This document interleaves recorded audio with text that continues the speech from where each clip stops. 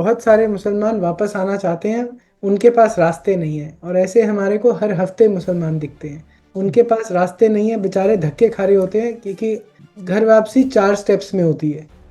Ritual, certificate, gadget information, उसके बाद society से इंटीग्रेशन। हलाल इज सेंटिफाइड एंड ग्लोरीफाइड। तो ये 8 ट्रिलियन 6 ट्रिलियन जो भी हम फिगर, मैं उस फिगर्स के ऊपर बहस में नहीं जाना चाहता, क्योंकि फिर होगा कि ये वाले डाटा हुआ है, मगर इट्स अ ह्यूज फिगर, ये मानना पड़ेगा। हजारों वर्षों से, आदिकाल से मांसाहारी और शाकाहारी रहते रहे हैं। हमारे यहाँ जो मांसाहार होता था वो झटके से, बलि से होता था। इस्लाम अपने साथ लेके आया हलाल। ये हलाल सर्टिफाइड वाला सब हटाना पड़ेगा आपको, तो वो हटाते हैं। हमारे पास सक्सेस हुई है, एयर इंडिया ने सारे अपने मेन्यू कार्ड्स पर हलाल पहले लिखते थे नीचे, वो सब रिमूव कर दिया है। शायद सर्व अभी भी हलाल करते हो, मगर सर्टिफिकेशन हटा दी अपने मेन्यू कार्ड से। तो ये जी जी। ऐसी छोटी छोटी विक्ट्रीज हमारे को हर जगह जीतनी पड़ेंगी। रस्सी भी अगर पत्थर पे बार बार चलती है तो उस पे भी निशान पड़ जाता है। जब बार बार हम कहेंगे इस चीज को कि ये, this is an economic black hole, not only for Hindus but for all, for everyone, पूरी ह्यूमैनिटी, उसमें क्रिश्चियन भी फंस रहा है।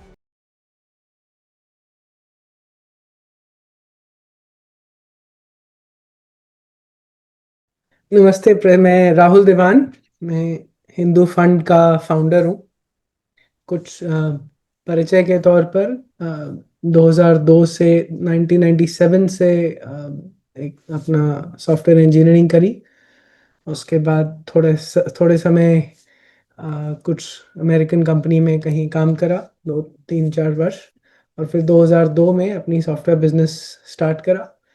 2006 में अपनी फाउंडेशन फॉर्मली फॉर्म करी। अ, उससे पहले 1999 में एक छोटा सा स्कूल बच्चों को पढ़ाने के लिए शुरू करा था, 1999 में। इवेंचुअली 2016 में संगम टॉक्स, जिसका नाम पहले सृजन टॉक्स था, उसकी शुरुआत करी थी। और हिंदू फंड की शुरुआत पिछले वर्ष मई जून 2024, इस दौरान, करीबन इस दौरान में करी। तो आज की हमारी प्रेजेंटेशन हिंदू फंड के ऊपर है। अ, थोड़ा सा बैकग्राउंड दे देते हैं। ये ओशो के शब्द हैं जो मुझे बहुत ही प्रिय हैं, और आप में से कईयों ने जो कई बार अटेंड कर रहे हैं, जैसे मुझे दिख रहा है एंडी गुप्ता जी और ड्यूक वशिष्ठ। आप सब, कई लोग कई बार पहले भी अटेंड कर चुके हैं, मगर तो ये शब्द शायद सुने होंगे, मगर फिर भी बोलता हूँ। भारत कोई भूखंड नहीं है, न ही कोई राजनीतिक इकाई, न ऐतिहासिक तथ्यों का कोई टुकड़ा, न धन, न पद, न प्रतिष्ठा की पागल दौड़। भारत एक अभीप्सा है, एक प्यास सत्य को पा लेने की। इसी तरह के इमोशन से ही भारत को हम एक सेक्रेड जियोग्राफी बुलाते हैं। और हिंदुइज्म, हिंदू धर्म, और उससे एमिनेटिंग सारे भारतीय धर्म, इन फिलॉसफी से जो सारे उत्पन्न हुए, अम, उन हिंदू धर्म उन सब का एक तरह से बेस है, फाउंडेशन है। 80% भारत, अगर पॉपुलेशन रिवर्सल हो जाए भारत में, और 80% हिंदुओं की जगह 80% मुसलमान हो, तो शायद ही भारत जैसा हम जानते हैं वो बचेगा। हो सकता है भारत का जियोग्राफिक हिस्सा बचे, वो भी मुश्किल है, मगर हो सकता है जो करंट जियोग्राफी है भारत की वो बचे।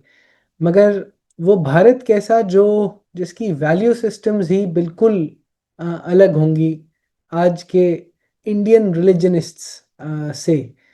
और मैं जब इंडियन रिलीजनिस्ट बोलता हूँ, उसको मैं भारत के जो 4 मूल रिलीजन्स हैं, प्लस अन्य बहुत तरह के ट्राइबल रिलीजन्स, उन सबको इकट्ठा में बोलकर एक हिंदू शब्द यूज़ करूँगा। तो इसके लिए आपकी अनुमति चाहिए। तो अगर पॉपुलेशन रिवर्सल हो जाए तो शायद भारत नहीं बचेगा। जैसे, अगर हम अखंड भारत की कई बारी बात करते हैं, अगर पाकिस्तान और बांग्लादेश, जिनके मूल सिद्धांत आज भारत से बिल्कुल अलग हैं, अगर वो इकट्ठे हो जाएं, तो क्या आप उसे भारत का दर्जा देंगे? क्या इकट्ठे ना हो, अब अभी पाकिस्तान और बांग्लादेश को भारत का दर्जा दे सकते हैं? ऐसा मैं नहीं मानता। उनमें कुछ भी भारतीयता नहीं है इस समय। और वो इसलिए नहीं है क्योंकि उनके मूल सिद्धांत भारतीय नहीं है। इस इस धरती से उत्पन्न सिद्धांत नहीं है उनके, उनकी वैल्यूज यहाँ की नहीं है। तो हमारे सामने चैलेंज क्या है, ये मेजॉरिटी हमेशा ये रोते क्यों रहते हैं हम अगर ऐसा बोला जाए तो। इसके लिए एक सेकंड के लिए मैं एस्केप कर कर ये आप सबको सुनाना चाहूँगा। ये वीडियो है एक मौलवी का जो have to यही का है, ये देवबंद का कहीं का मौलवी है और यहाँ से अभी शिकागो मूव हो गया कई साल पहले। इससे मेरी कई बारी ट्विटर पे पहले चर्चा भी हुई। मॉडिफाई करने की, इसके सिद्धांत बदलने की बड़ी कोशिश करी मैंने बहुत साल पहले, 6-7 साल पहले होगा। एनीवेज, वो बेवकूफ़ था मैं जो ऐसे सब काम करता था। अब सुनिए इसको। we have to make our education system independent of this secularism, Islamization of knowledge. So we want to Islamize all sciences, whether it's biology or physics or medical science, and then you go to community and then society and to country. And that's how the entire nation is reformed. First move that I will do, I will abolish the constitution and I will establish the only logical and rational constitution, which is the Quran and the Sunnah of Rasulullah sallallahu alaihi wasallam. That will be my first move. मुझे मौलवी बहुत ही अच्छा लगता है, और इसलिए अच्छा लगता है क्योंकि एकदम सटीक बात बोलता है और बिना अपने शब्दों का जाल बिछाए बिल्कुल क्लियरली अपना एजेंडा बता रहा है कि ये सेक्युलरिज्म ये सब बकवास है। और मैं केवल सेक्युलरिज्म नहीं, मगर मैं पूरी कॉन्स्टिट्यूशन को ही बदल दूंगा। और ये अभी जो कॉन्स्टिट्यूशन को बदलने की बात कर रहा है वो भारतीय कॉन्स्टिट्यूशन तो छोड़िए, वो तो अभी अमेरिकन कॉन्स्टिट्यूशन को रिप्लेस करने की बात कर रहा है इस समय। तो बिल्कुल क्लैरिटी है मुस्लिम साइड में, और यही क्लैरिटी पीएफआई के डॉक्यूमेंट में दिखती है। ये बहुत पुराना एक पेपर है, मतलब ये काफ़ी साल पहले की बात है, मगर फाइनली चार्जशीट जाकर 18 मार्च 2023 को फाइल हुई थी। कुछ 12 लोग पकड़े गए थे इस डॉक्यूमेंट के साथ, जिसका नाम था India 2047 towards rule of Islam in India, जिसमें पूरा डिटेल में था कि हम कैसे आर्मी को, पुलिस को, जुडिशरी को इन्फिल्ट्रेट करेंगे और टुवर्ड्स एक इस्लामिक रूल बनाने के लिए, एक इस्लामिक खलीफत, कैलिफेट ऑफ इस्लाम बनाने के लिए भारत में। ये एनआईए का पेपर है, पब्लिक डॉक्यूमेंट है ये, मैं कुछ मनगढ़ंत कहानियां नहीं बना रहा हूँ। सो जो वो मौलवी बोल रहा है पहले, यासिर नदीम, वही पीएफआई बोल रहे हैं।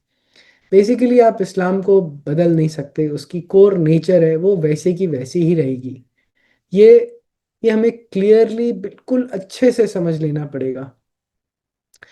और इसके चलते मुझे लगता है हम एक सिविल वॉर की तरफ बढ़ रहे हैं, एक और पार्टीशन की तरफ बढ़ रहे हैं।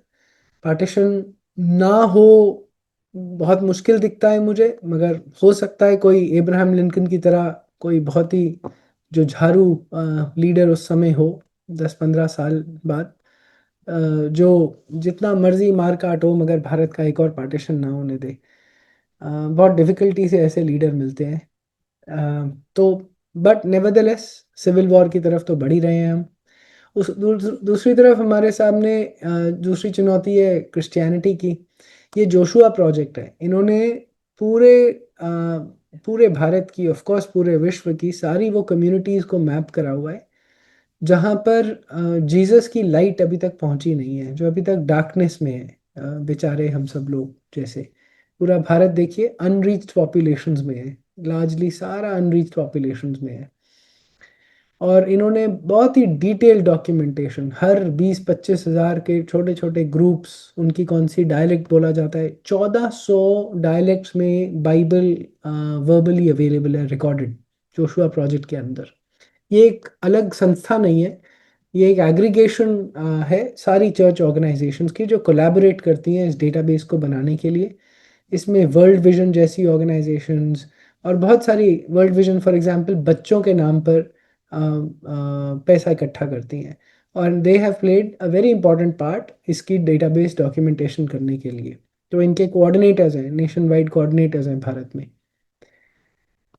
मैंने ग्रॉक से पूछा और पता चला, ऐसे ही मैंने पंजाब के ऊपर पूछा कि कितनी पॉपुलेशन पंजाब की इस समय क्रिश्चियन होगी, तो 10 से 15% पूरे पंजाब की, और शॉकिंगली अमृतसर की करीबन 23% पॉपुलेशन इस समय क्रिश्चियन है। ऐसे हालेलुया बोलते हुए, बोलने वाले, टर्बन वेयरिंग अब सरदार तो नहीं कहूँगा, मगर पता नहीं, जो भी Christian, turban wearing Christian hallelujah बोलते हुए, ऐसे बहुत कॉमन है आजकल पंजाब में। उसी तरफ कन्याकुमारी में ये फादर जॉर्ज पुनैया है, रेवरेंड, जैसे आप देखते हैं ना, रेवरेंड टाइटल होता है, एकदम रिवेयर करने वाले। इन्होंने कन्याकुमारी में एक पब्लिक मीटिंग में, शायद हजारों लोग होंगे, तमिल, वहां पर एक स्पीच दी थी जिसमें बोला कि हम जूते इसलिए पहनते हैं ताकि भारत माता की इम्प्योरिटीज हमारे पैरों को गंदा ना करें। भारत माता की गंदगी हमें, हमारे पैरों को गंदी ना करे। और इसी आदमी के पास राहुल गांधी भारत जोड़ो यात्रा में Jesus Christ is the true God, वो इसी के पास बैठकर लेक्चर मिला था राहुल गांधी को। हमारे मंदिर, स्पेशली साउथ इंडिया में, अम, महाराष्ट्र से नीचे, दक्कन से नीचे, सब मंदिर ज़्यादातर सब सरकार के अंडर के कंट्रोल में है।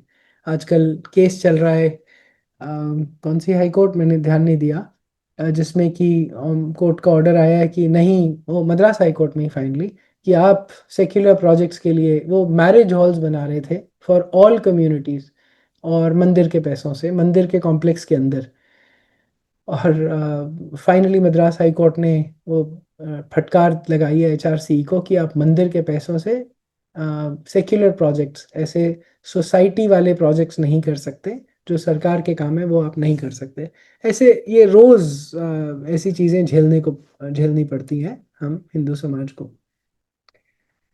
फिर जैसे ये टर्म्स है, इस्लामोफोबिया, अगर आप कुछ बोले इस्लाम के अगेंस्ट तो आप इस्लामोफोबिक हो जाते हैं। तो यूएन ने तो international day to combat Islamophobia भी डिक्लेयर करा हुआ है, एक स्पेशल एनवॉय भी एलोकेट करा हुआ है, 15 मार्च जैसे डे भी रखा हुआ है। फिर हमारे को अपनी बैटल्स लड़नी पड़ रही हैं कि भैया हम यूरोप में जो हिंदू हैं अपने घर के बाहर स्वास्तिक नहीं लगा सकते, यूएस में नहीं लगा सकते, तो सब अलग अलग जगह लोग बैटल्स लड़ते रहते हैं हमारी तरफ के। वही पार्ट ऑफ सोल्यूशंस है। मगर आप देखिए, आयरनी देखिए कि एक तरफ पीएफआई है जो पूरी क्लैरिटी से कॉन्स्टिट्यूशन को रिप्लेस करने की बात करते हैं, ये 2047 में towards an Islamic rule in India establish करने की बात करते हैं। और हमारा विजन विकसित भारत तक जाता है, इसमें क्रिटिसिज्म नहीं है मोदी जी का, वो एक सेक्युलर कॉन्स्टिट्यूशनल लीडर है। आई मीन, मैं तो भक्तों में गिनता हूँ अपने आप को मोदी जी के। मगर ये विकसित भारत का जो विजन है, ये केवल मेरी दृष्टि में ये कंप्लीट नहीं है, इसमें और क्या होगा वो हमारे को सोचना पड़ेगा। और मेरे कुछ सवाल हैं, क्या रामनवमी शोभा यात्राओं पे स्टोन पेल्टिंग बंद हो जाएगी 2047 में? क्या क्रिश्चियनिटी तमीज से अब ये जो कन्वर्जन है, एंडलेस कन्वर्जन, केवल अपने नंबर्स बढ़ाने के लिए, क्योंकि तब तक उनका जजमेंट डे नहीं आएगा जब तक पूरा विश्व क्रिश्चियन नहीं बनेगा, तब वो रुक जाएंगे क्या, थम जाएंगे इस पागलपन से?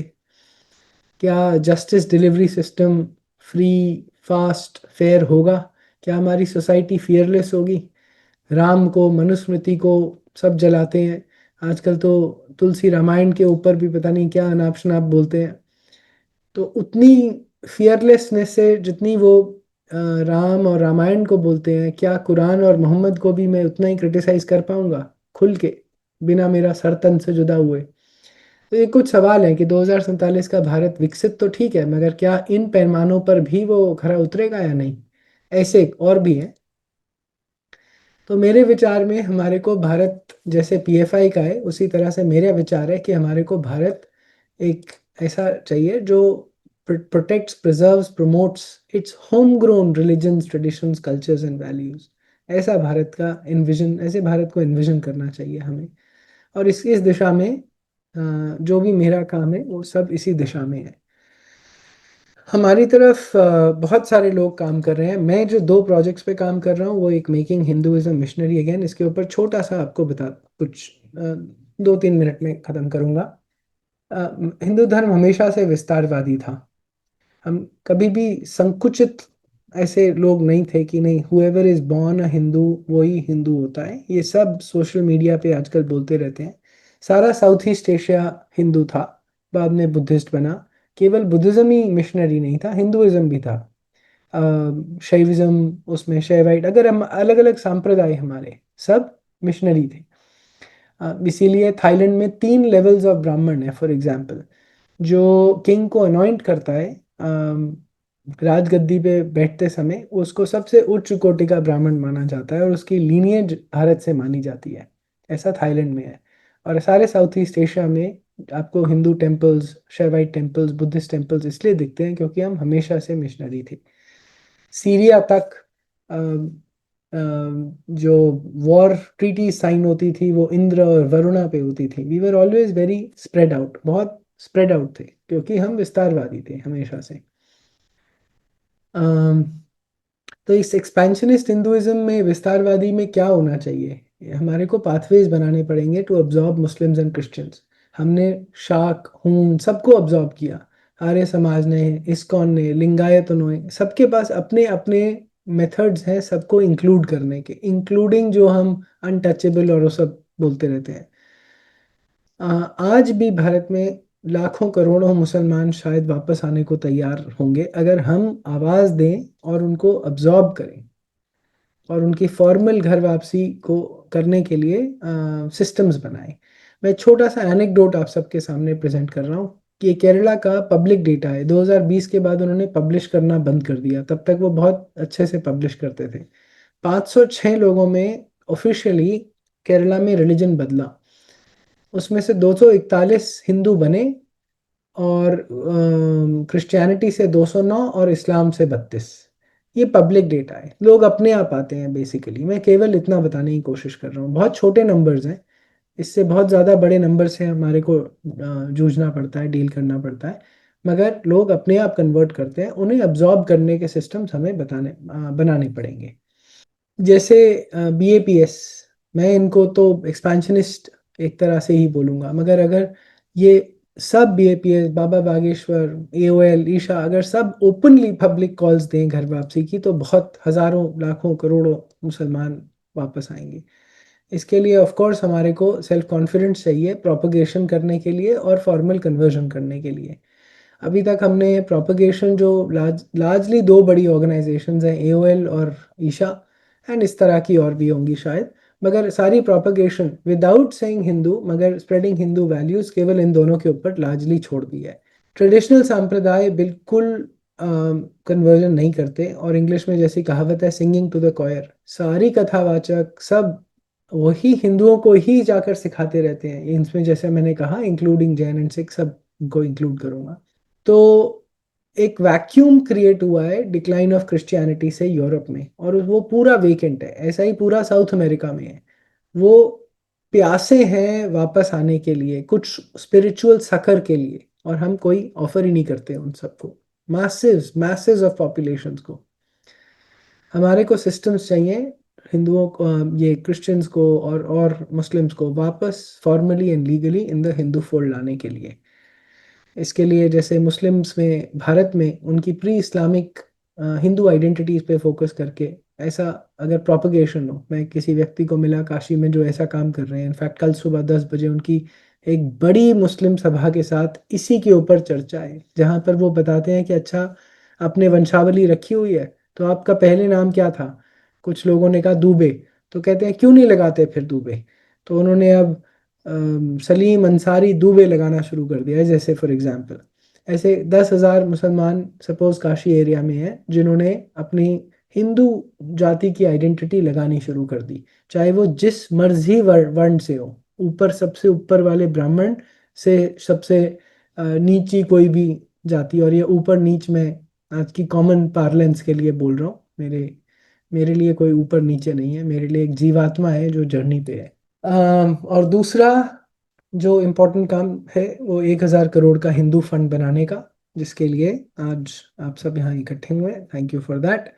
तो इसके मैं पीछे पड़ा हूँ और बहुत बड़ा गोल है, ऑडेशियस गोल, और अभी तक तो चूंटी भर भी शायद काम नहीं हो पाया है, धीरे धीरे बढ़ रहा है।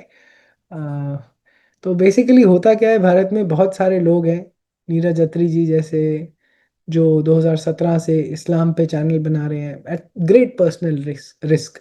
साहिल जैसे लोग, एक्स मुस्लिम साहिल, जो घर से निकाल दिए गए, 4 बच्चे हैं, सबसे अलग रहा 2-3 साल। अम, क्यों? क्योंकि जब इनसे आप बात करेंगे ना, केवल इनका ये जुनून नहीं है कि हमारा इस्लाम था, आप कोई इनका it's very easy for them कि भैया इस्लाम छोड़ दिया तो बस बात खत्म, है ना। सारे मौलवियों से जिनसे ये आर्ग्यू करते हैं, सब इनसे यही बोलते हैं, भैया छोड़ दिया लेकिन पब्लिसाइज क्यों करना है तुम्हें जाके एक्स मुस्लिम बोलकर। इनका मकसद क्या है कि यार मैं खड्डे में था, मैं औरों को खड्डे में गिरने से बचाऊंगा। दूसरा, जैसे ये एक्स मुस्लिम बनते हैं या समझते हैं इस्लाम को और इस्लाम को छोड़ते हैं, इनको ये एक रीज़न इनका ये ज़रूर रहता है कि बहुत ही anti Hindu and more importantly anti India भी है इस्लाम। ये सिखाता है उनको एंटी इंडिया बन जाना, और ये इन कई मुसलमानों से हजम नहीं होती है बात।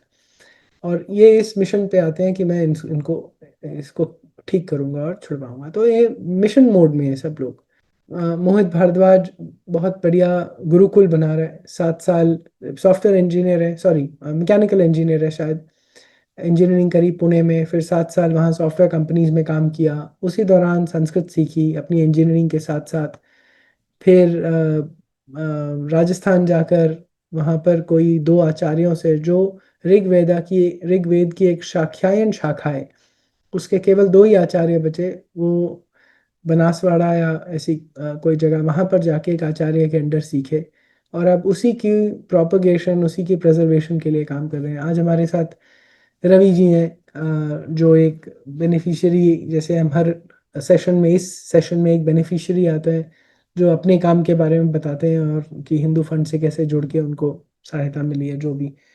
तो रवि जी मेरे लिए एक गाइड रहे हैं बहुत बहुत सालों से, शायद 7-8 साल से हो गए होंगे, 8-10 साल हो गए होंगे जानते हुए।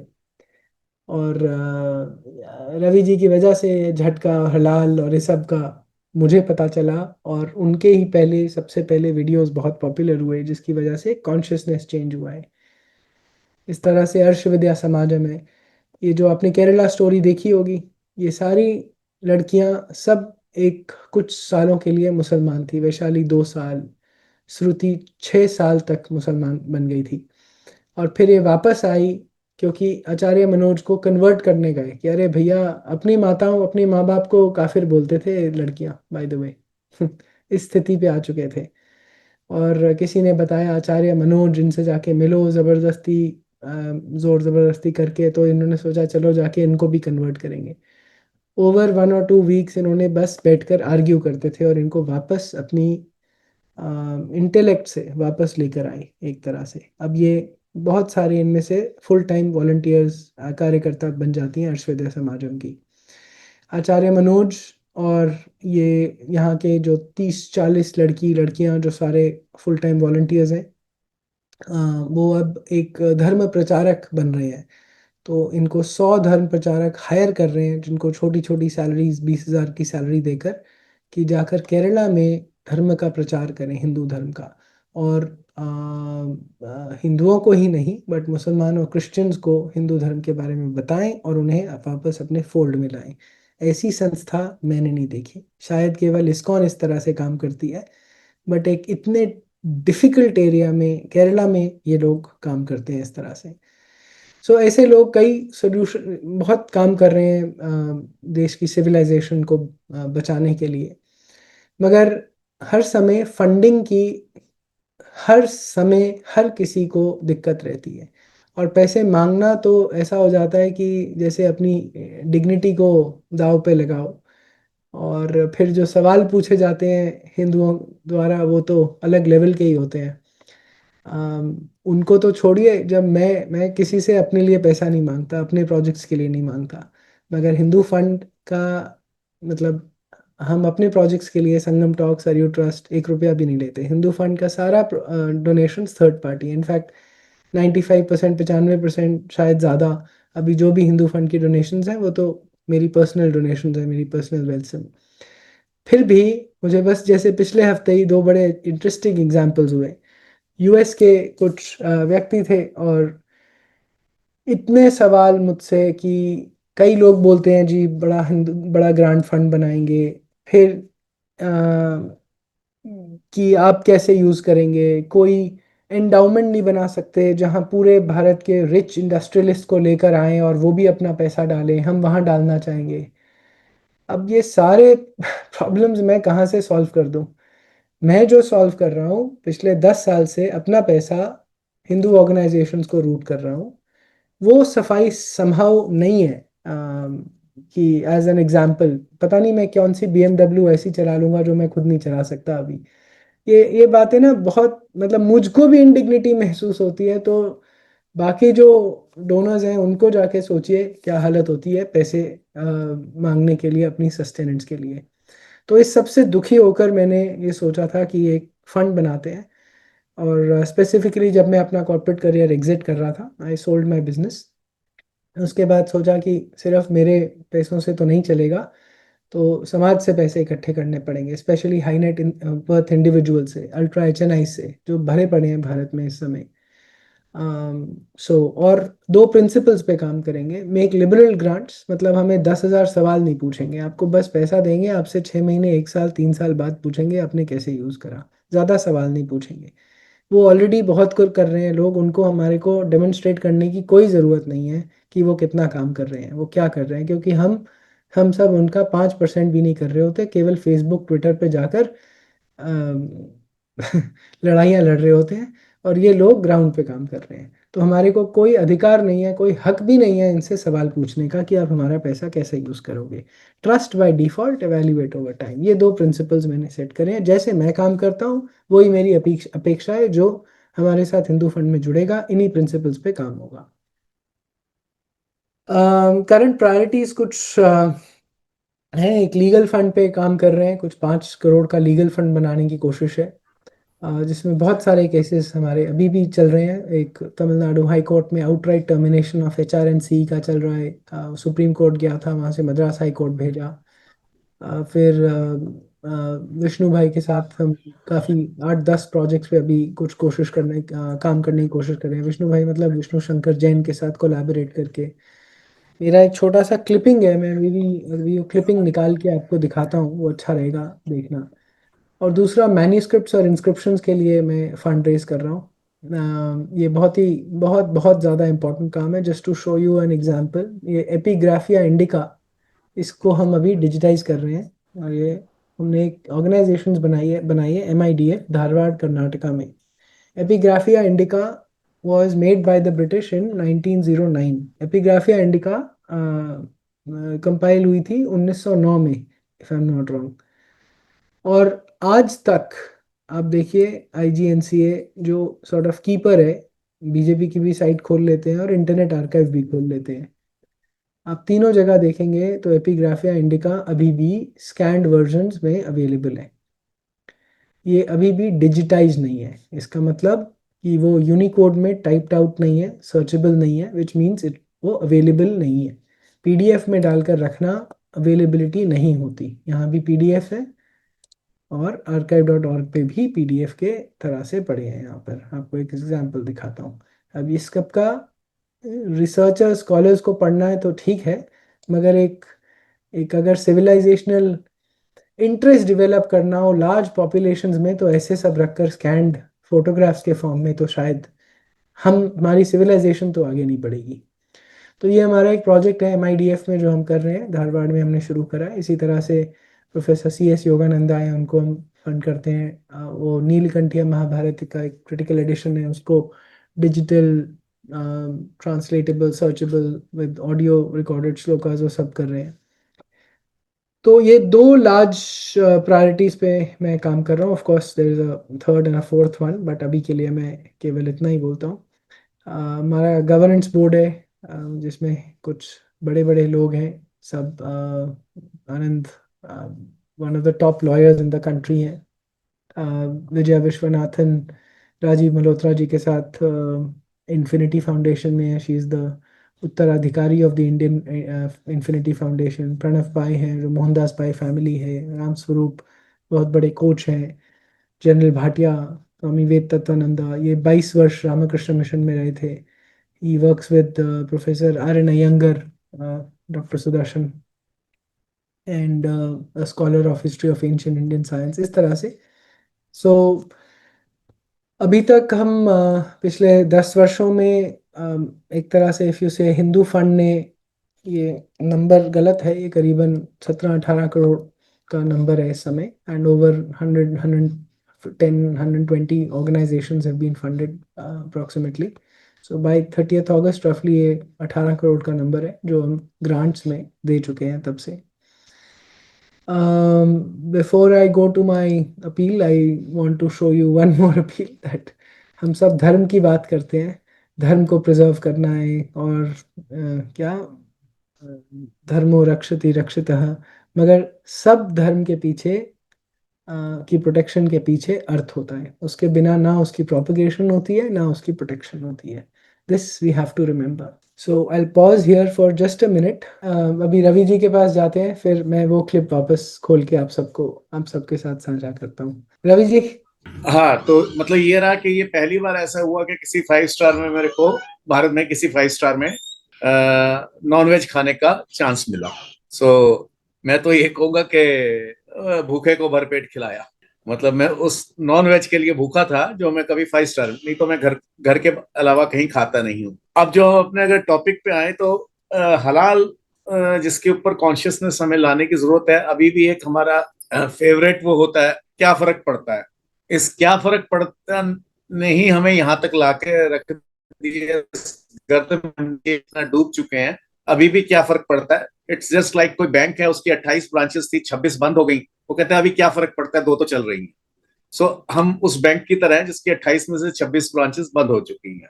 ये हमारा स्वराज्य कॉन्क्लेव थी, और वहां पर ये हमारा झटका मीट कॉर्नर था, उसका छोटा video play. So we are at the Swarajya Conclave and we are serving Jhatka meat here, chicken and mutton, and that's Sanjeev Sanyal saying a thing or two about. Yeah, the Jhatka meat is delicious, and as I said, we need to have this more available.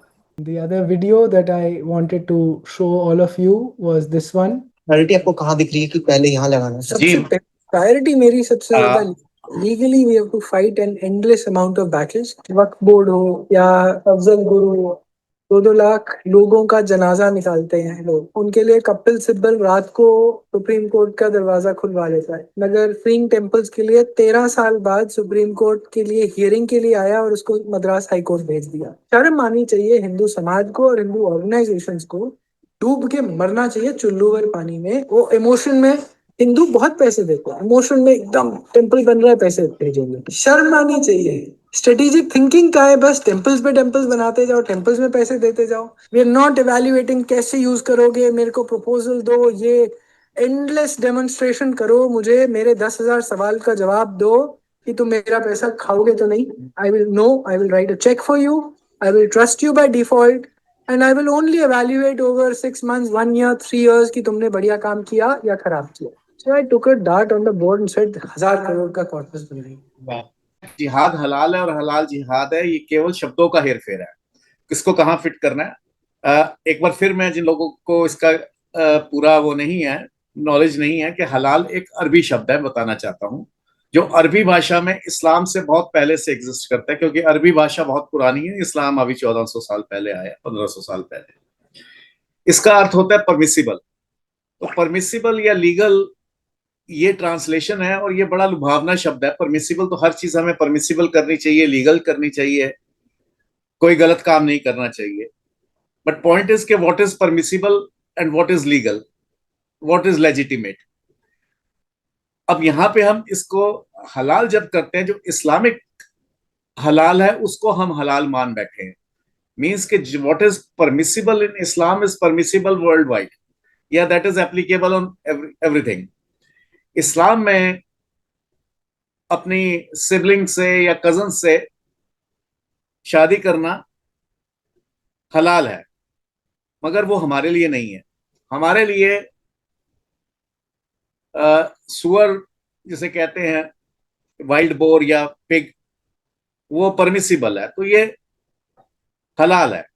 सो हलाल का definition को हम सिर्फ permissible मान के चलें एक चीज, और परमिसिबल की जो उसका जो एक स्ट्रेच्ड फील्ड है, उसमें सब कुछ आता है, एवरीथिंग इज परमिसिबल और नॉट परमिसिबल। एक महिला कार में जा रही है, टैक्सी में जा रही है, और अगर उसका हस्बैंड या भाई या बाप या बेटा साथ में नहीं है, या जो भी दो चार रिलेशन है, तो दैट राइड इटसेल्फ इज हराम और उस पर सजा हो सकती है। जो आर्किटेक्चर है, बिल्डिंग्स बन रही हैं हलाल बिल्डिंग्स, उसमें कमोड कैसे होगा, किधर फेसिंग होगा, ये सब हलाल का हिस्सा है। देयर हलाल की हर चीज है, इवन हलाल प्रोस्टिट्यूशन है। तो इसको हम केवल मीट से मान के ना देखें। पहले तो मेरी ये एक हाथ जोड़ के विनती है, क्योंकि बहुत से लोग इसीलिए कहते हैं भाई हमें तो कोई लेना देना नहीं है, हम तो वेजिटेरियन हैं। आप वेजिटेरियन जरूर होंगे, मगर आप हलालाटेरियन हैं।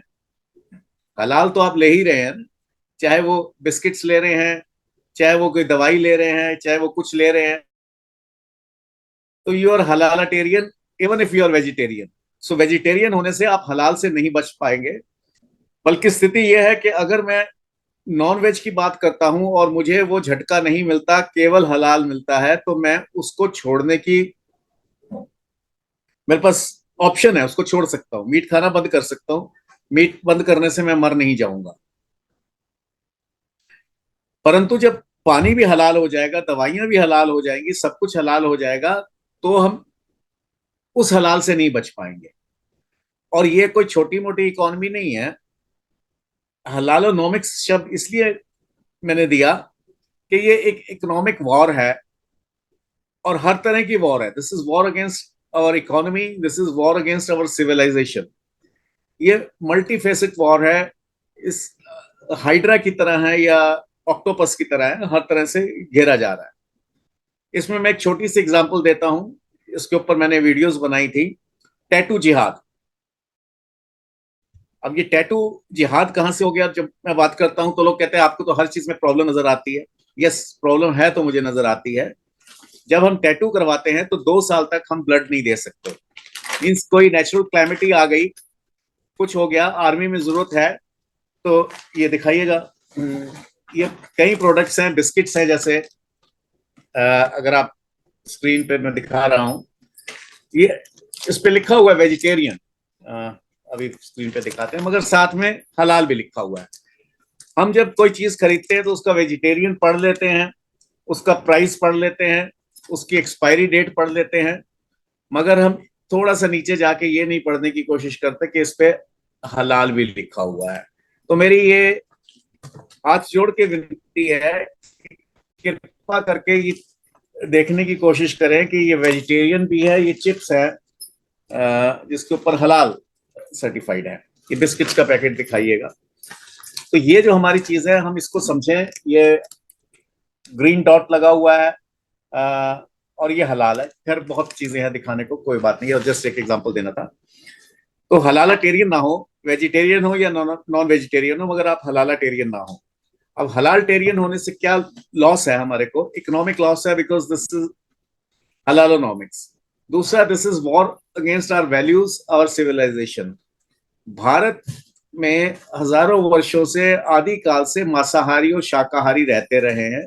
हमारे यहाँ जो मांसाहार होता था वो झटके से, बलि से होता था। इस्लाम अपने साथ लेके आया हलाल। ठीक है, क्या हुआ क्या नहीं हुआ इतिहास में हम ना ज्यादा जाएं। और अगर वो हलाल खाते हैं, पर हमारे ऊपर क्यों इम्पोज हो रहा है? क्योंकि मैं जहां पे हलाल को अपोज करता हूं, कोशर को नहीं करता। मेथोडोलॉजी दोनों की सेम है। कारण यह है, no Jew is going to kill me for not having halal. उसका कोई झटके से उसको कोई झगड़ा नहीं है, उसको अपने बिजनेस से मतलब है। तो ये जो 9 ट्रिलियन इकोनॉमी है, अलग अलग स्टेटिस्टिक्स है, कोई कहीं पे 8 आती है, कहीं पे 7 ट्रिलियन यूएसडी है। ये इंडियन करेंसी की बात नहीं कर रहा। सो लेट्स उसका अगर कुछ भी हम एक 3 ट्रिलियन ही मान लेते हैं, क्योंकि अलग अलग स्टेटिस्टिक्स हैं, अलग अलग सोर्सेज हैं। ये वो है जो ऑर्गेनाइज सेक्टर है, जो रोड साइड हलवाई, रोड साइड जो ऑर्गेनाइज सेक्टर से बहुत बड़ा सेक्टर है, वो इस अकाउंट में है ही नहीं, क्योंकि उसका ना कोई खाता है, ना कोई इनकम टैक्स है, ना कोई सेल टैक्स है, ना कोई कागज है, ना कोई पत्री है। हम गए जाके दुकान से ले आए, बात खत्म। And this economy world wide is bigger than the organised economy. तो ये हमको अब इसको टैकल करने के लिए हमें कोई तलवार नहीं लेके निकलना, हमें सिर्फ अपने को अवेयर करना है और क्रिटिकल एनालिसिस हमको हर चीज का करना है। जैसे मैं अभी कह रहा था कि टैटू हम जब करवाते हैं, टैटू जिहाद, तो वो एक पूरी जनरेशन आर्मी के लिए अनफिट हो गई, नेचुरल क्लैमिटी के लिए अनफिट हो गई, ब्लड नहीं दे सकती और हमें पता ही नहीं, और हम बड़े शौक से जिहाद कराए जा रहे हैं। हमें क्योंकि चीजों का पता नहीं है। जब मैं था तो बहुत मजाक उड़ाते थे हमारे कुछ भाई लोग कि भाई वो 6 हाथ वाली देवी कैसे हो सकती है, किसी के 6 हाथ देखे हैं? तो बच्चे अक्सर प्रिपेयर्ड नहीं होते थे तो जवाब नहीं दे पाते थे। तो उसका जवाब मैं देता था, मैं कहा हाँ जी बिल्कुल होती है। कि वो किस लिए होते हैं 6 हाथ? मैं कहा वो उड़ते गधे को पकड़ने के लिए होते हैं। 6 हाथ उड़ते गधे को पकड़ने के लिए होते हैं। और जिसे आज हम जेनेटिक इंजीनियरिंग कह रहे हैं, वो अभी अब क्योंकि हमने कभी देखा नहीं, जिस गांव में कभी रेलगाड़ी गई नहीं, वो कैसे मान लेगा कि एक ऐसी भी गाड़ी होती है जिसमें 1,000 आदमी चला जाता है? भाई 10 चले जाएंगे बैलगाड़ी में, 20 चले जाएंगे। फिर उसका सवाल होगा भाई इसको चलाता कौन है, बैल के घोड़ा? अब रेलगाड़ी जिसने नहीं देखी, जब मैं कहूंगा कि ना बैल चलाता है ना घोड़ा, के पागल है, इसको तो बंद कर दो, इसका झाड़ा करो कि ऐसी गाड़ी हो सकती है। तो ये जेनेटिक इंजीनियरिंग, जब हमें 6 हाथ वाले भी आने वाले हैं, वो भी कोई दूर वाली बात नहीं है। मगर मैं उस समय, आज से 40 साल पहले, 50 साल पहले का जो मेरा जवाब होता था, तो 6 हाथ इसलिए होते हैं कि उड़ता गधा पकड़ सके। तो वी शुड बी रेडी। हमारे पास एकदम हर चीज का तैयार होना चाहिए, क्योंकि हम बच्चे घर से तैयार होके नहीं जाते। अभी यही कारण है कि हम हलाल की दलदल में फंसते जा रहे हैं। और हर चीज को हमको अपने को इसराइल की एग्जांपल मैं अक्सर देता हूं। उस दिन भी हमारे को इसराइल के एक मित्र मिले कॉन्फ्रेंस में। वो 1,000 साल तक रोज कहते थे कि हम कल इसराइल में मिलेंगे। उन्होंने उम्मीद नहीं छोड़ी, उम्मीद नहीं छोड़ रहा हूं। यहाँ पे चाहे 50,000 सारा गड़ियां हो जाए, मगर होके रहेगा। 1:1000 हम लड़ेंगे और 1.25 लाख से भी लड़ेंगे। एक आदमी लड़ेगा, उसमें कोई, मेरे को किसी तरह का कोई डाउट नहीं है। अभी अवेयरनेस की हमारे को कमी है केवल। और आज से ठीक से 15 दिन बाद 16 तारीख को वर्ल्ड झटका डे है। इसमें मैं ज्यादा से ज्यादा लोगों को कहूंगा, एटलीस्ट आप नहीं भी खाते तो एक बार एरोप्लेन में बैठते हैं तो एयरलाइंस में पूछ लीजिए करिए कि भाई झटका अवेलेबल है कि नहीं है। जब तक ये मार्केट, जैसे अभी मेरे साथ डॉक्टर संतोष राय उनको देख रहा हूं मैं, ये उस परिवार से आते हैं जहां पे प्याज भी नहीं खाते हैं, मगर ये जब फ्लाइट में बैठते हैं तो जरूर पूछते हैं भाई चिकन है कि हाँ जी है, झटका है कि हलाल है। एंड फिर उसके ऊपर कंप्लेंट करना और ये करना, ये प्रोसेस हमारे को करना पड़ेगा, क्योंकि वो भी ऐसे ही आए हैं हमारे ऊपर इम्पोज कर करके। और जहां तक भारत की बात है, ये केवल भारत के अगेंस्ट युद्ध नहीं है। जैसे हम कहते हैं this is clash of civilization, this is not clash of civilization, this is a battle against civilization। तो ये जो संस्कृति में हमारी अटैक है, इसको छोटे में हल्के में मत लें। एक हमारे पंजाब में, ये पंजाबी में अक्सर लोग कहते हैं जब मैं हलाल झट, ओ यार की फर्क पैंदा है, बकरा तो मर गया। यस, बकरा मर गया, अगर वो तरफ के मरा है तो टॉक्सिक है, वो आपको नुकसान देगा। उस चीज को ना छेड़ के मैं ज्यादा बात कर रहा हूँ इकोनॉमी की। एक तो एनिमल के क्रुएलिटी की बात कर रहा हूँ, इकोनॉमी की बात कर रहा हूँ। हम अपने हाथ से परोस के जब 9 ट्रिलियन यूएसडी दे सकते हैं तो टेरर भी होगा, सब कुछ होगा और हम कुछ नहीं कर पाएंगे। तो इसका पहला तरीका है कि हमें इस फंडिंग को रोकना है, टेरर फंडिंग को। क्योंकि राहुल जी, आप कितनी भी कोशिश कर लें, और आप कर रहे हैं, मैं देख रहा हूं कि you are one of the only, या you are the only source. 2 लोग हैं जो मेरे को कभी जो सपोर्ट करते हैं, मगर जिससे हम लड़ रहे हैं उसके सामने 1,000 करोड़ का फंड कुछ भी नहीं है। हालांकि वो भी इतना आसान नहीं है रेस करना। 1 रुपया ऐसा भी हुआ, कभी किसी से मैंने लिया था पैसा कि उन्होंने मुझे इनवाइट करा, तो मैंने कि टैक्सी हम भेज रहे हैं, तो टैक्सी पे बहुत साल पुरानी बात है कि 300 रुपये हो गए कि सब बिल तो 250 आता है टैक्सी का। सो ऐसे नहीं, आप कुछ मत दीजिए, एंड मतलब अगर हम ये करेंगे 250 आता है भाई, कोई रूट बंद हो गया होगा, घूम के आ गया, या 20 रुपए छुट्टे नहीं होंगे, चिंता है कि ये 20 में से 20 रुपए तो नहीं ले रहा। ये चिंता नहीं है कि वो कर क्या रहा है आदमी, उसका मिशन क्या है। ये ये हमारे अंदर ये इसलिए आ गया क्योंकि हमारे साथ धोखे भी बहुत हुए हैं। और फिर हमारे को ये होता है इसमें मेरा क्या होगा, जैसे आपने कहा बोर्ड में नाम लिखवा दो, ट्रस्टी कर दो, फलाना कर दो। हम एक मंदिर में या गुरुद्वारे में एक अगर पंखा भी दान दे के आते हैं तो वी मेक श्योर कि तीनों पंखों पे हमारे पिताजी का नाम लिखा हो, स्वर्गीय फलाने के नाम में ही है, कहीं कोई इसका पंख उतार के अपना पंख ना लगा दे। तो जब तक हम इस मेंटेलिटी से बाहर नहीं आएंगे कि भैया, मैं ये कहता हूं, एक थोड़ा सा एग्जांपल थोड़ा सा मैं हट के दूंगा। आज शादी में इकट्ठे होते हैं तो फर्स्ट टारगेट होता है पंडित। बच्चे कजन इकट्ठे होते हैं, पंडित जी आप जीन्स पहन के क्यों नहीं कर सकते, धोती पहन के क्यों आते हैं, आपकी हिम्मत है, कभी आप जज से पूछ लें कोर्ट में, भाई तू काला कोट पहन के क्यों आता है, नीला क्यों नहीं आता। वो पंडित एक सॉफ्ट टारगेट हो गया, मीन्स हमारा सिस्टम में कहीं ना कहीं कमी आ गई है। अब तो ये जो सॉफ्ट टारगेट्स हमने अपने ही बना लिया, और उसको पंडित को डीमीन करके हम अपने को बहुत ज्यादा योद्धा समझते हैं, समझदार समझते हैं, और वो बेचारा पेट का मारा हुआ आपकी जितनी इंसल्ट्स है, ह्यूमिलेशंस है, वो सहता है। तो ये हमको, जैसे आपने फंड बनाया, हमको इसमें ये भी करना है कि उनको भी सशक्त करना है, क्योंकि ये सारा जब हम हलाल को देखना है तो हलाल और जिहाद को इन टोटलिटी देखना है। अब हम वापस अगर अपने कोर उस पे आए इसमें, तो काफी फर्क पड़ा है। बहुत सी हलाल बहुत सी झटके की ऑर्गेनाइजेशंस खड़ी हो रही हैं। एक कैफे खड़ा हो रहा है जिसको आपने करी है, मैं जानता हूं उनको, मयूर विहार में ही है हमारे, जमुना पार में। तो इस तरह के कई फंड्स इकट्ठे खड़े हो रहे हैं। मैं नाम भी ले देता हूँ, स्कॉर्पियो कैफे, और बंगाल में और कई जगह इस तरह के खड़े हो रहे हैं। लोग खड़ा होना चाहते हैं, पर उन्हें जरूरत है, हो सकता है वो फेल भी हो जाए। आपने किसी और के ऊपर कुछ समय पैसा लगाया था, वो फेल हो गया, बिकॉज जिस सिस्टम से लड़ रहे हैं वो, हिंदू उन्हें किराए पे दुकान नहीं देता कि हमको मीट के लिए नहीं देनी, मुसलमान उसे देगा नहीं।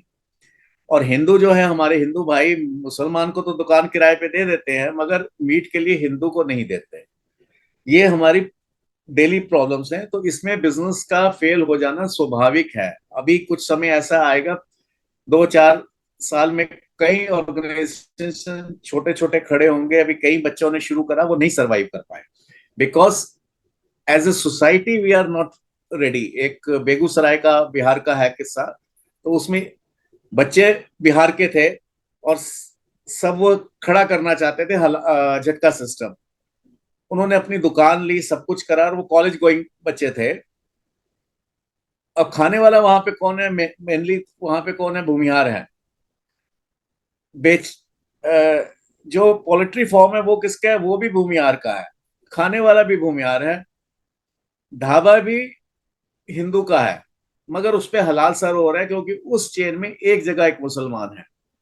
तो इन्होंने जब कहा कि हम शुरू करते हैं, तो जिस पोल्ट्री फार्म से ये 20-25 मुर्गे रोज के लाते थे, 3-4 दिन के बाद उसने हाथ जोड़ दिए, मैं आपको नहीं सप्लाई कर सकता। कि क्यों, कि हम, मुझे ये धमकी दी है कि अगर उनको 20 मुर्गे रोज के दिए, मुर्गा रोज का लेना बंद कर देंगे हम। अब उसमें हमारा सिस्टम रेडी नहीं था। अगर हमारा वहां का भूमिहार समाज रेडी होता कि अगर यहाँ पे झटका नहीं आया तो हम तेरे ढाबे पे आना बंद कर देंगे, तो ऐसा नहीं होता। अब संगम टॉक से या और माध्यम से जब हम ये बार बार बात उठाते हैं, तो कम से कम मैं ये समझता हूँ, रसरी आवत जावत सील पर परत निशान। रस्सी भी अगर पत्थर पे बार बार चलती है तो उस पर भी निशान पड़ जाता है। जब बार बार हम कहेंगे इस चीज को कि ये, this is an economic black hole, not only for Hindus but for all, for everyone, पूरी ह्यूमैनिटी, उसमें क्रिश्चियन भी फंस रहा है। ये ब्लैक होल हुआ है जिसमें आपका पैसा जाएगा तो सही, पर वापस नहीं आएगा। तो इस ब्लैक होल से बचिए, उस मीट से बचिए। अगर आप मांस पे आ जाएं, जो टॉर्चर करके बनाया गया है, जिसमें कई तरह के टॉक्सिक्स आ जाते हैं। जब आदमी टॉर्चर पोजीशन में आता है, जैसे मैं कह रहा हूं, मैं हेल्पलेस हूं, अगर कुछ लोग मेरे पर इकट्ठा हमला कर देते हैं, मैं हेल्पलेस हूं, पर मेरा बीपी भी बढ़ रहा है और बॉडी वो भी चेंज हो रही है, बॉडी केमिस्ट्री भी चेंज हो रही है। और वैसे कई इस तरह के अटैक्स मेरे ऊपर हो चुके हैं। तो अब कहने का मतलब ये है कि हमको सबसे पहला जो स्टेप है, तलवार कोई बंदूक कोई उसकी, ये इकोनॉमिक वॉर है, इसको इकोनॉमिकली सबसे पहले टैकल करें। मॉरल वॉर है, इसको मॉरली टैकल करें। हम इसको ये समझे कि ये पाप है। हम मंगलवार को नहीं खाते, तो अगर हम मंगलवार को नहीं खाते तो इसके बजाय अगर हम ये ठीक है, मंगल को खाएं या बुध को खाएं, ये आपकी मर्जी है, पर अगर हम ये प्रण कर लें कि हमको जहां झटका मिलेगा वहीं करेंगे, बलि होगी वही लेंगे, हम हलाल नहीं लेंगे। तो ये इस समय थोड़ी सी पोजीशन पहले अंडा के पहले मुर्गी वाली है, मगर पहले तो अंडा ही आएगा। पहले हमको अवेयरनेस लानी है। और मैंने भी आपके उसमें कहा था कि लोजे और ना मिले वो तो ठीक है, मेरे को झटका मिल नहीं रहा, लोग परेशान है, मगर लोग अपना बिजनेस लगा दें और कोई खरीदार ना हो, ये बहुत दुखद स्थिति होगी, क्योंकि फिर वो आगे के लिए भी डिमोरलाइज हो जाएंगे। तो हमको डिमांड एंड सप्लाई दोनों तरफ से इसको करना है। और जो भी लोग सुन रहे हैं, सप्लाई तो हम कर देंगे, राहुल जी उसके लिए फाइनेंस भी कर देंगे, मगर जहां तक डिमांड की बात है, अगर मैं मानता ही नहीं, अगर मेरी यही मेंटेलिटी रही कि फर्क पैदा है, क्या फर्क पड़ता है, तो फिर इसमें कितनी भी फंडिंग आ जाए कुछ नहीं हो सकता। हमको करना सिर्फ ये है एक, कि किसी से झगड़ा नहीं करना। आप जहां जाएं पहले तो प्रोटेस्ट करें, अगर हलाल का बिस्किट है तो मेरे को ये नहीं लेना। और अगर आप गुडी गुडी पॉलिटिकली इनकरेक्ट नहीं होना चाहते, सोशली अपने को बड़ा सेकुलर दिखाना चाहते हैं, तो चुप,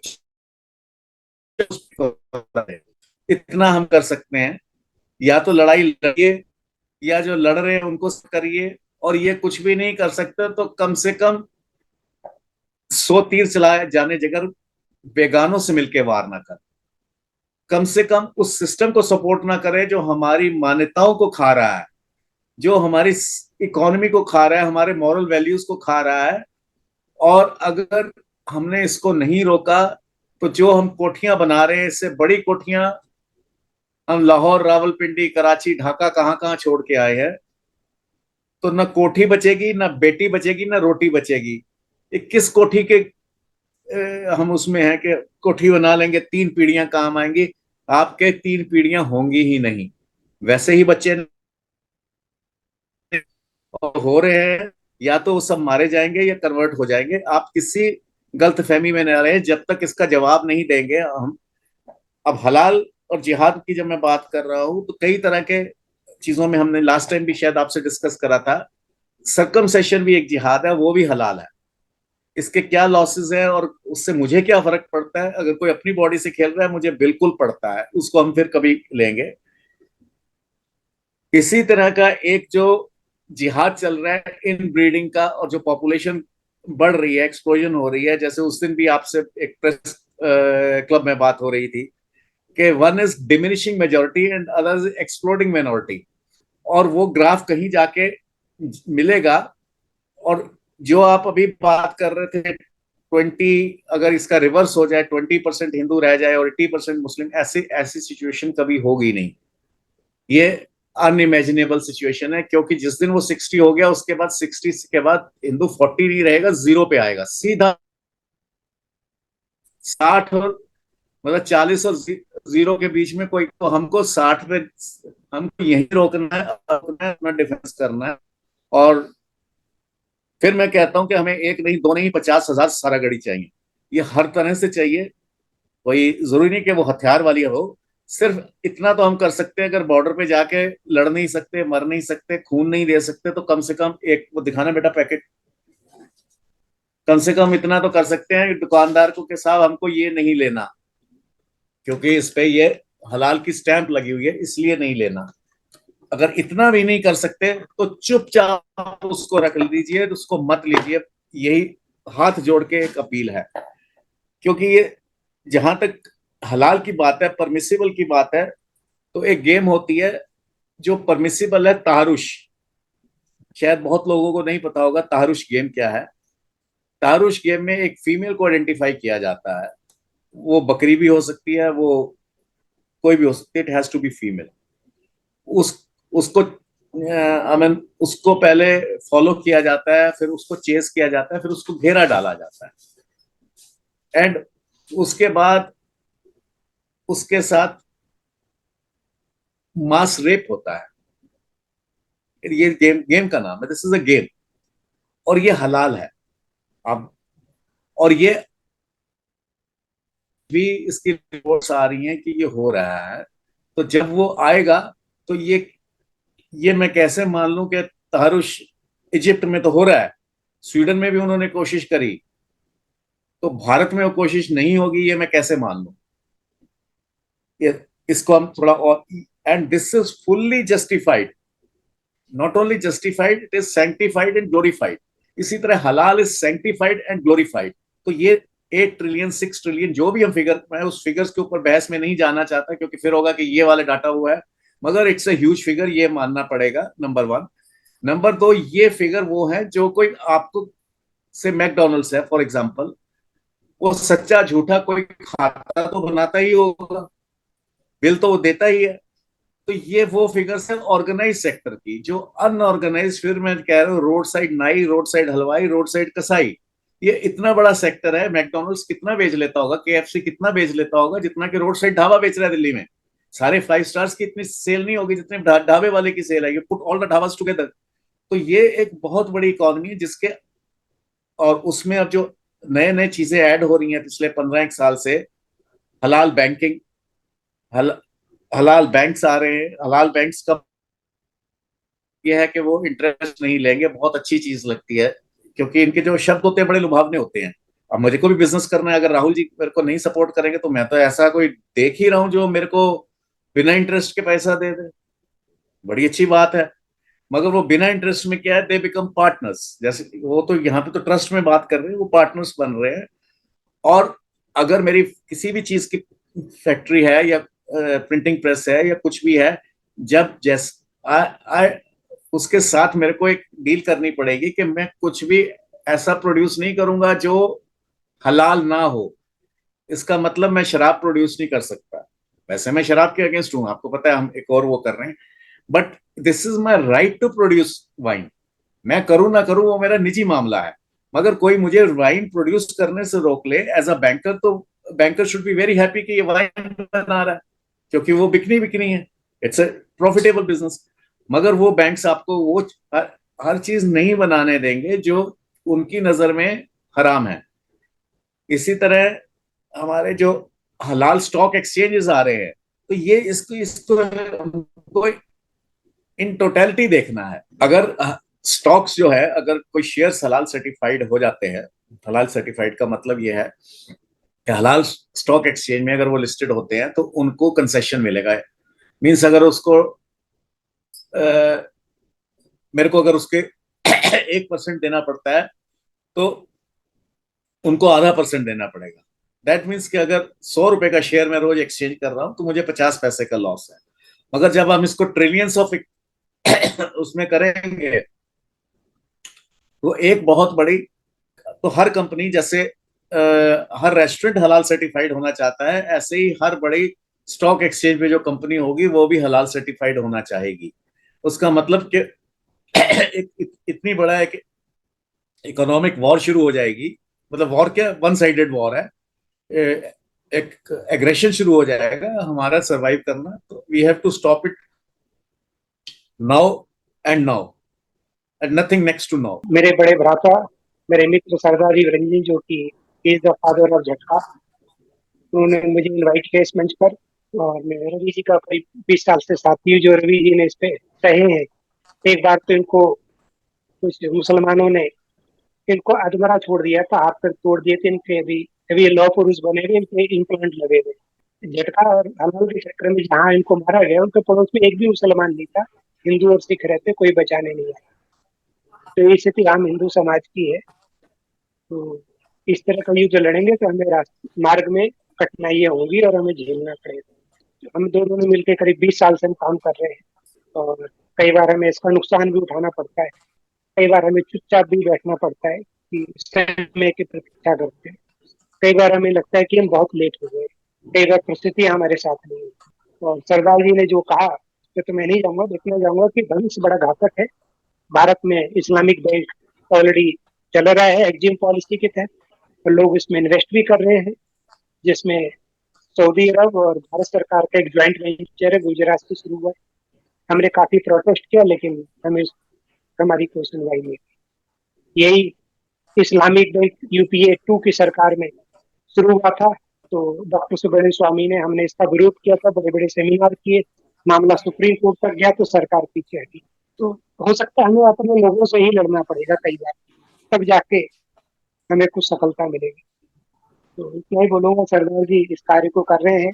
और जब हम झटका और हलाल की बात करते थे 20 साल पहले, लोग हमें पागल बोलते थे, लेकिन चलो इतना तो लोग अब सुनने लगे हैं। ठीक है, बाल सफेद हो गए, आज एज हमारी बढ़ती जा रही है। हम इतने ही बोलेंगे कि हमारे आने वाली पीढ़ी इस पे कार्य करे और इस चीज को आगे बढ़ाए। अवेयरनेस लाए हिंदू समाज में। हलाल केवल मांस तक ही सीमित नहीं है, हलाल हमारी दिनचर्या में शामिल हो चुका है, चाहे फूड हो, यहाँ तक कि मैं बीइंग ए मेडिकल डॉक्टर, मैंने देखा है कि अस्पताल तक हलाल आ गए हैं। मुंबई, दिल्ली में, केरल में, भारत में 15-16 हॉस्पिटल है जो कि 100% हलाल है। यहाँ तक कि कुछ मेडिसिन, एक बार में पेशेंट को विटामिन डी का इंजेक्शन दे रहा, तो उसमें इतना बारीक लिखा होता है समझ नहीं आता। मेरी खुद भी 2+5 मेरी आई साइड हो गई है, तो मेरे को बड़ा लॉस लगा देखकर उस पर लिखा था हलाल विटामिन डी। अब विटामिन डी का इंजेक्शन कॉलिक कैल्सीफेरॉल, तब हलाल से क्या मतलब है? तब मैं जाके उसको केमिस्ट साहब को, अफसर मुझे नीचे कहते सर क्यों नहीं, मैं हलाल है, कहाँ लिखा है? मैं गए देख, कितना बारीक लिखा होता कि हम पढ़ नहीं पाते हैं। मेडिसिन हलाल आ रही है। राहुल, सर मेरा क्वेश्चन आपसे है एक्चुअली दो पार्ट का था, बट मैं पहले इंपॉर्टेंट वाला पूछ लेता हूँ। आपने कहा कि हम मैन्युस्क्रिप्ट डिजिटाइज कर रहे हैं, वो अभी PDF फॉर्म्स में, और उनको टेक्स्ट मतलब एक्चुअल ASCII टेक्स्ट में लेके जा रहे हैं। सो ये तो ओके, मैं थोड़ा सा बैकग्राउंड देता हूँ। करंटली एक्चुअली मैं एक सॉफ्टवेयर ऐप डेवलप ही कर रहा हूँ जो PDF को एक्चुअल टेक्स्ट में कन्वर्ट करती है, और फिर बाद में उसके साथ आपको जो करना है वो कर सकते हो। तो क्या ये आपको हेल्प कर सकती है? मतलब बेसिकली मुझे ये नहीं पता कि आपका प्रोसीजर क्या है, या जो भी ऑर्गेनाइजेशन कर रही है, क्या उनको ये हेल्प कर पाएगी? बहुत ऐसे तो बहुत एडवांस्ड एल्गोरिथम्स गूगल विजन और सबके हैं, मगर वो ये सब अभी काम नहीं कर सकते। AI models hand written old Kannada, old Tamil, old Sanskrit को पढ़ने के अभी काबिल नहीं है। वो AI मॉडल्स बनने पड़ेंगे, और ये बहुत ही लेबोरियस प्रोसेस है और लॉन्ग टर्म प्रोसेस है। ठीक है, फिर तो सेकंड क्वेश्चन मेरा ये था कि जैसे अभी दो चीजें हैं when it comes to conversion की, जो हम बात कर रहे थे। तो दो पार्ट में है, मतलब एक तो होता है वो जील जो होती है ना उनके अंदर कन्वर्ट करने के अंदर से, कि यस मुझे करना ही करना है।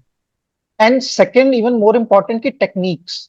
सो रिसेंटली अभी आपने भी शायद सुना होगा कि इंडोनेशिया में देयर मतलब मुस्लिम मौलवीज जो कि भाई आई हैव डन घर वापसी, मैंने कर लिया घर वापसी, अब मैं टारगेट रख रहा हूँ कि आने वाले कुछ सालों में 5 से 6 लाख लोगों को करूंगा।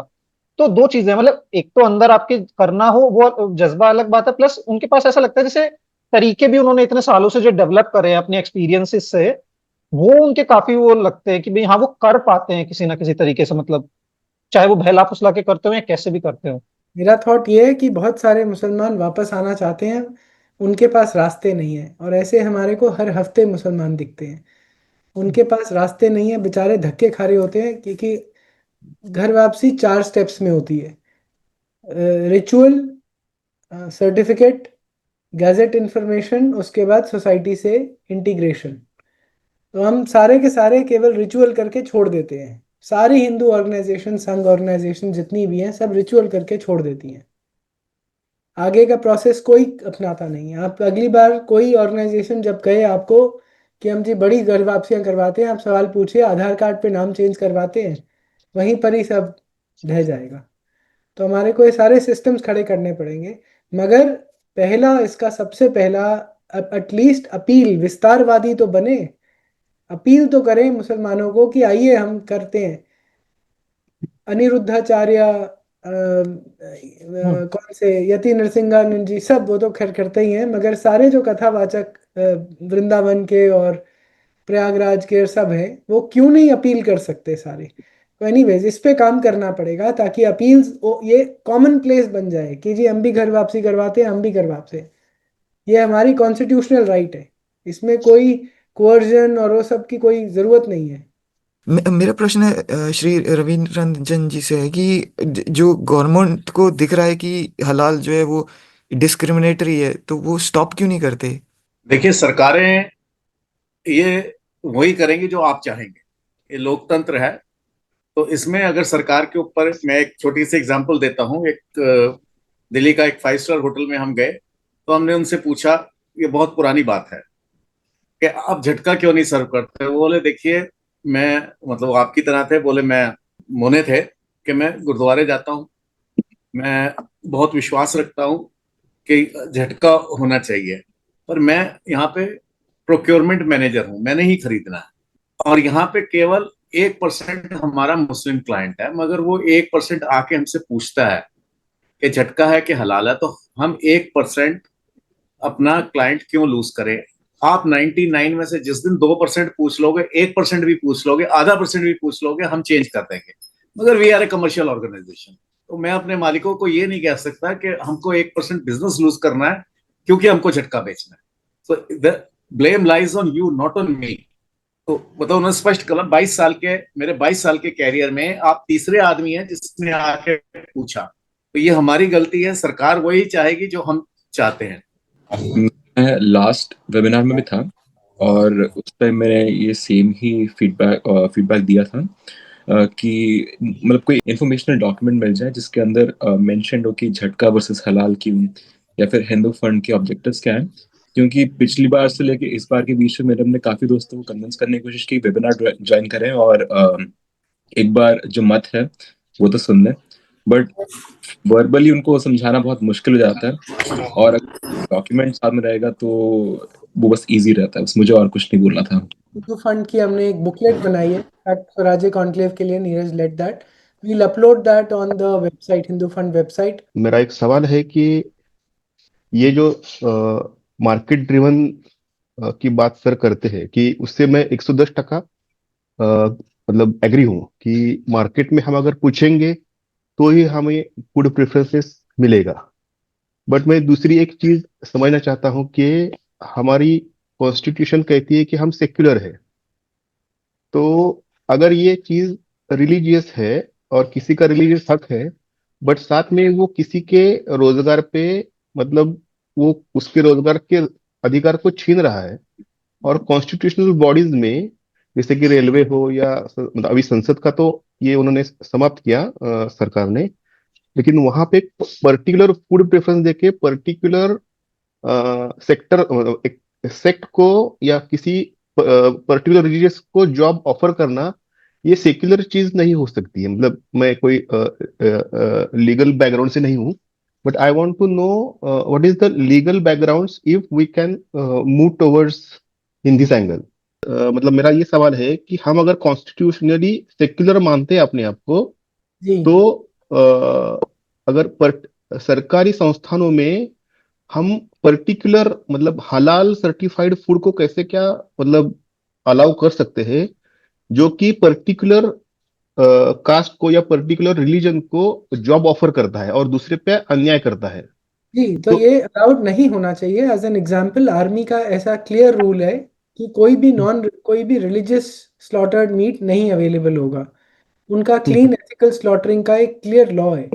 अगर उनका लॉ लेकर सारी संस्थाओं को लिखा जाएगा कि आपको ये सब ये हलाल सर्टिफाइड वाला सब हटाना पड़ेगा आपको, तो वो हटाते हैं। हमारे पास सक्सेस हुई है, एयर इंडिया ने सारे अपने मेन्यू कार्ड्स पर हलाल पहले लिखते थे नीचे, वो सब रिमूव कर दिया है। शायद सर्व अभी भी हलाल करते हो, मगर सर्टिफिकेशन हटा दी अपने मेन्यू कार्ड से। तो ये जी जी। ऐसी छोटी छोटी विक्ट्रीज हमारे को हर जगह जीतनी पड़ेंगी, उसके लिए अच्छा एफर्ट करना पड़ेगा। रवि रंजन साहब, सवाल बहुत वाजिब था। और जो आप लोगों ने जैसे शुभचिंतक ग्रुप में काफी सारा कंटेंट और बुकलेट डालने की बात कही है, तो वैसे ही रवि रंजन सर के बहुत सारे स्लाइड्स और पोस्ट होंगे छोटे छोटे, जिसको हम बैनर, पोस्टर, लीफलेट, पैम्पलेट के माध्यम से बांट सकते हैं। वाइल्ड थॉट बहुत सारे आते हैं, कमिटमेंट बहुत सारा रिक्वायर्ड है। तो मैं सबको खाली शेयर भी करना चाहूंगा कुछ कि आप ही लोगों से प्रेरणा लेते हुए हमने पिछले 3 हफ्तों से जिस सिर्फ जागरण के पर्पज से महिलाओं की एक शस्त्र विद्या का प्रोग्राम हमने हमारी कॉलोनी में चालू किया है और 10-12 महिलाएं उसको ज्वाइन भी कर चुकी है। फिलहाल वो वीकली प्रोग्राम के रूप में चालू किया है। तो एक जो शत्रु बोध वाला एक विषय पिछले कुछ वेबिनार्स में आप लोगों ने रखा था, तो उस शत्रु बोध का प्रभाव यह है कि उन महिलाओं में एक चार्टर्ड अकाउंटेंट महिला भी है और एक फीमेल गायनी डॉक्टर महिला भी है। तो which was really made me feel happy कि ये भावना धीरे धीरे जागृत हो रही है और महिलाएं घर से बाहर निकल के लाठी गुलेल तलवार चलाने में इच्छुक है। तो ये एक छोटा सा खाली कंटेंट शेयर करना था। रवि रंजन साहब, मैं भी काफी सालों से आपको यूट्यूब के माध्यम से सुनता आ रहा हूँ और आपसे बस रिक्वेस्ट है कि काफी सारी कंटेंट और पोस्ट दीजिए। तो लाइक केएफसी के बाहर मैं खुद स्वयं बैनर लेके खड़ा होने को राजी हूँ कि केएफसी जो है वो झटका सर्व नहीं हलाल सर्व करता है, विच इज एंटी हिंदू। तो ऐसा कंटेंट दीजिए, क्योंकि मैंने खुद को कमिटमेंट कर रखा है एक्स राशि और एक्स समय, मतलब लगभग प्रति हफ्ता मैं एक 6-7-8 घंटे इस कॉज को दूंगा। तो उसके अंदर ये काम भी मैं सहर्ष करने को राजी हूँ। मैंने काफी बड़े एक आटा, मैंने आपके वीडियोस को देखने के बाद हमारा एक सिल्वर कॉइन आटा है, उसका मैन्युफैक्चरर इंदौर बेस्ड है, पर मेरे पास बहुत सारा कंटेंट नहीं था और डेटा नहीं था। तो मैं आपका वीडियो देख के मैं उनसे मिलने गया था। संघवी हैं, वो हिंदू हैं और 3-4-5 ब्रांड से वो आटा बनाते हैं। तो उनके आटे पे भी हलाल सर्टिफिकेशन था। तो जब मैंने उनको इस बात के लिए जो है पूछा कि यार आप हिंदू हो, आप इस बात को समझते हो और उसके बाद भी आप इस पे हलाल सर्टिफिकेशन छाप रहे हो, बोरियों पे छाप रहे हो, सब छाप रहे हो, तो वो उनका एक सबमिशन था कि हम खुद इस बात से दुखी हैं, पर हमको इसका वे आउट नहीं समझ में आ रहा है कि हम कैसे इससे रेड आउट करें। क्यों? क्योंकि जितने बड़े मॉल्स हैं, जो जैसे मेट्रो हो गया, डी मार्ट हो गया, ये बेस्ट प्राइस हो गया, ये सब हमसे वो हलाल सर्टिफाइड मांगते हैं। तो ये मतलब आपका जो कंटेंट है वो इसको फैलाने में बहुत मदद करेगा और पूरे शत्रु बोध के काम में जो है वो ये भी कंटेंट काफी काम आएगा। My point race. बहुत बहुत रवि रंजन जी, आपको सुन के देख के बहुत आनंद आता है और बहुत बहुत आपको मतलब नमन मेरा। Hi hi Rahul ji and Raviranjan ji, दोनों को धन्यवाद। I had questions to both of them. पहले राहुल जी को कि like for expansionist ideology and conversion, the other religions have beyond life incentive to go out and convert, and so they have so they either contribute or directly go out and try to preach to others. Abhi, for Hinduism, at least now we have an incentive for self-preservation, but even this is sort of like defensive. I wanted to hear your thoughts on that. I'll take the first one, which is the Christians and Muslims have an incentive to convert. Yes, they have an incentive because of religious dogma and for everybody to go out and convert. However, there is an incentive for our Kathavachaks to convert, right? Not only preservation, but also expansion of, forgive my language, but for expansion of the client base, if you like, if nothing else, for that only.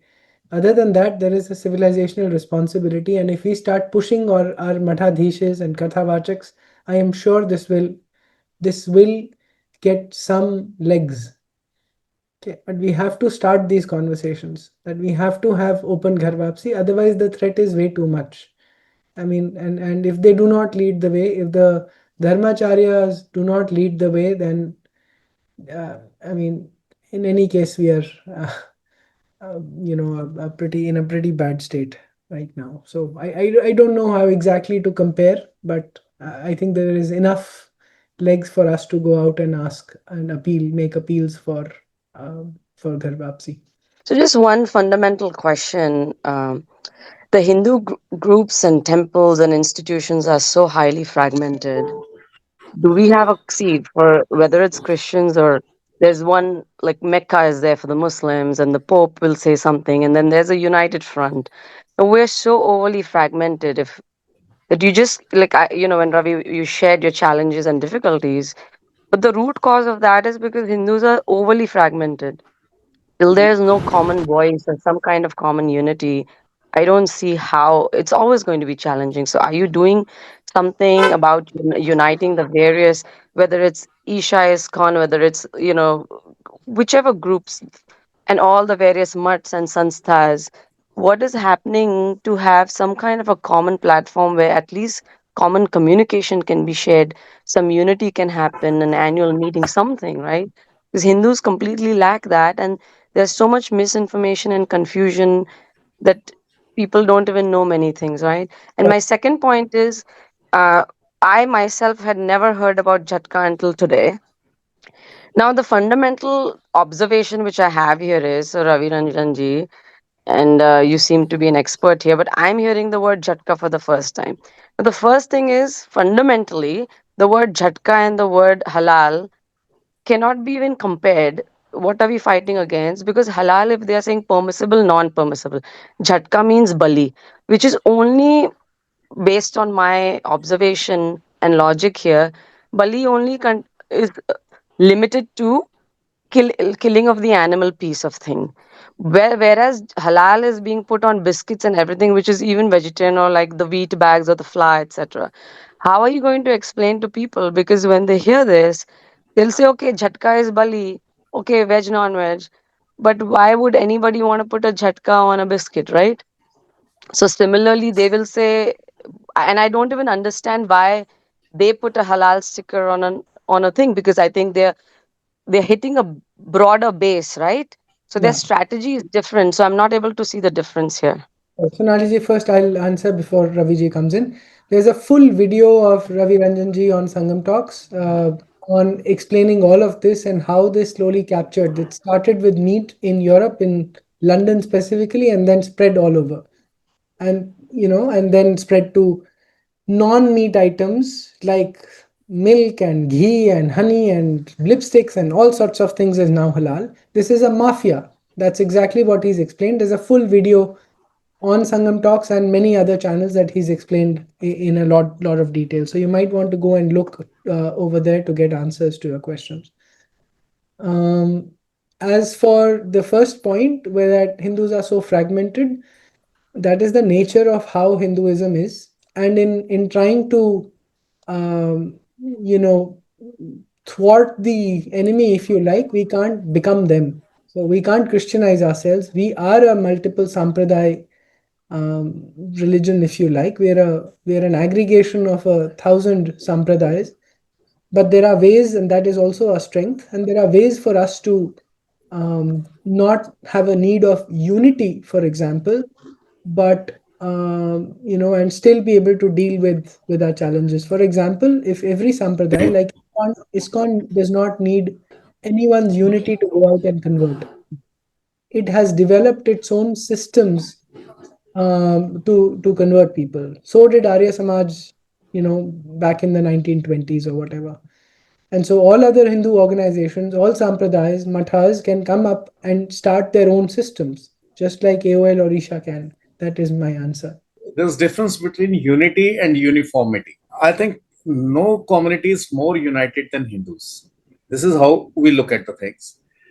Because no Arya Samaji who is not an idol worshipper is going to bomb a Sanatan Dharma Mandir because he doesn't believe in idol worshipping. So where the fragmentation is so far, there's a much more divide between others than between Hindus. But we have been made to believe that we are so divided. This is how the things work. This is what to say, that this is what we are. If we try to ape, that is not us. It's just like stupid examples we say. If I से शेर ये नहीं करता, घोड़ा घास खाता है तो इतना स्ट्रांग होता है. You are not a घोड़ा and you are not a शेर. You are human, so you have to believe that way. You have to behave that way.